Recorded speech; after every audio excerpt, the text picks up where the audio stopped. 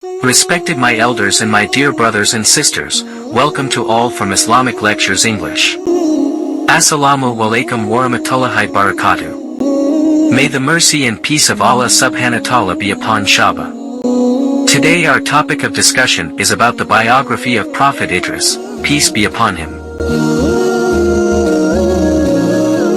In the annals of history, there are stories of remarkable individuals whose lives serve as beacons for humanity. Today, we embark on a journey into the life of a revered figure, Hazrat Idris, known for his wisdom, piety, and unwavering devotion to his Creator. Join us as we explore the timeless legacy of Prophet Idris, uncovering profound lessons and spiritual insights from his extraordinary journey. Welcome to the fascinating biography of Hazrat Idris, alayhi salam. Who is Prophet Idris, peace be upon him? Prophet Idris, alayhi salam, known as Enoch in the Bible, is considered the second or third prophet in Islam. 25 prophets are mentioned in the Quran. Some historians and scholars like Ibn Kathir consider Seth, the third son of Prophet Adam, alayhi salam, as his successor and successor of prophethood. However, his prophetic status in Islam is not definitively confirmed. The details of his life come from old scriptures that have been mutilated and corrupted. In the Islamic tradition, it is permissible to read and learn about his stories, provided that the lessons drawn do not conflict with the teachings of the Quran. However, we must be careful because it should not be taken as truth or used as a basis for religious precepts. All we can say about Hazrat Idris, alayhi salam, is that he was the ancestor of Hazrat Nuh, alayhi salam. The qualities that Prophet Idris, alayhi salam, possessed that elevated us in the sight of Allah are mentioned in two separate verses. Idris, peace be upon him, in the Quranic verse. Wazkar fil kitabi Idris, innahu kana siddiqan nabiyya. Quran 19:56-57. Wa Ismaila wa Idrisa wa Jal Kifli Kulam minus Sabran. Quran 21 hours 85 minutes.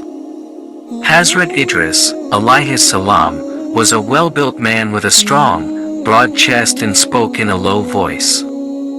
It is also said that he was tall and handsome and always calm in his demeanor. Beyond his physical attributes, he was also intellectually curious that he contemplated the vastness of the universe that his Creator had created, from the sky, the earth, the moon, the stars, and the clouds. Idris, alayhi salam, is mentioned in the tafsir of the Ma'arif al-Quran as the first person who learned to write with a pen. He had knowledge of astrology and mathematics and was credited as an inventor of many things. Birth and prophethood. He was born during the lifetime of Hazrat Adam, peace be upon him. It is believed that he was among the followers of Shit and ruled the descendants of Adam, alayhi salam, after the death of Shit. Idris, peace be upon him, was a sincere servant of Allah. So Allah, subhanahu wa ta'ala, designated him as a prophet and messenger and chose him as the ruler of the children of Adam. What began after the death of Winter was that the people of Kabul lost their guidance and sin and corruption rapidly increased and spread. Idris, alayhi salam, could not bear to see his own people falling prey to Satan's influence.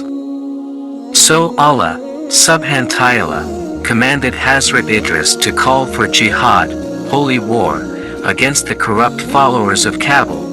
Idris was the first prophet and messenger in the history of Islam to wage jihad against corruption. As commanded by Allah, Idris, alayhi salam, gathered an army of people and fought against the transgressors in the name of Allah and was victorious.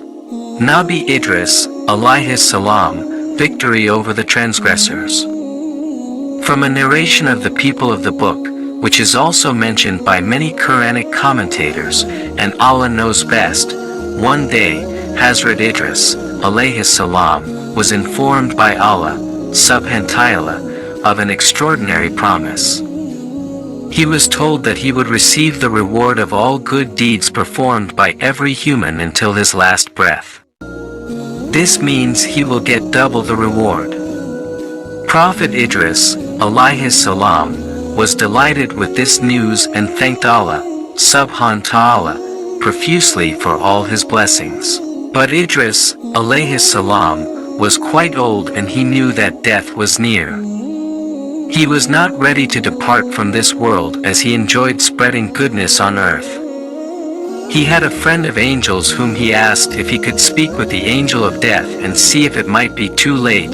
The angel told him that it is up to God, but there is no harm in trying. Thus, Idris, alayhi salam, ascended to heaven on the wings of an angel. He passed through the first, second, and third heavens. However, after reaching the fourth level, Allah, subhanahu ta'ala, ordered the angel of death to take his life. And as Allah, SWT, commanded, the angel of death received Idris' soul in the fourth heaven. This extraordinary incident of Hazrat Idris, alayhi salam, is confirmed as mentioned in Sahih Bukhari Hadith number 7517 and At-Tirmidhi 3157. When Prophet Muhammad ascended to heaven during Isra and Miraj, night journey, he was greeted. Various prophets who came before him. In the first heaven he met Adam, in the second, Jesus and Yahya, in the third, Yusuf, and in the fourth place, Idris, peace be upon all. This context brings out the deeper meaning of the verse where Allah, subhanahu ta'ala, says Idris, alayhi salam, was elevated to a high place. This elevation refers not only to his moral character and righteousness but also to his literal ascension, where he was taken to the fourth heaven. After the death of Hazrat Idris, alayhi salam, corruption again increased rapidly.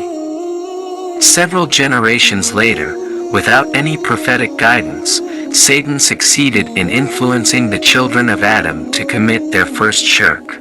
Teachings of Prophet Idris, alayhi salam. The first to write with a pen, there are some quotes and sayings that come from the teachings of Hazrat Idris, alayhi salam. And here they are. Blessed is he who sees his own work and appoints it as a supplicant to his Lord. No one can show better gratitude for God's favors than he who shares them with others. Envy not what men have, for they shall enjoy it for a short time. He who indulges in extra work will not benefit from it. The real joy in life is to have knowledge.